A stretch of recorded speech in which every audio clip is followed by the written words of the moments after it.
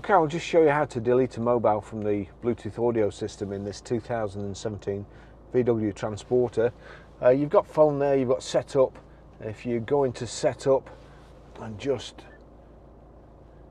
click down, you see there Bluetooth at the bottom. So we'll click on Bluetooth. Most important, if you can't connect to the Bluetooth, do the same thing and make sure there's a tick in that Bluetooth there. And then you've got, if we just click down here, you've got paired device and find device. We want paired devices. Click on paired devices. You see my phone there, Barry's iPhone 13 Pro. It would connect for audio and also telephone, but that's the one we want, the bin. We'll click on the bin. Do you really want to delete Barry's iPhone 13 Pro? Yes, delete. That's it, gone.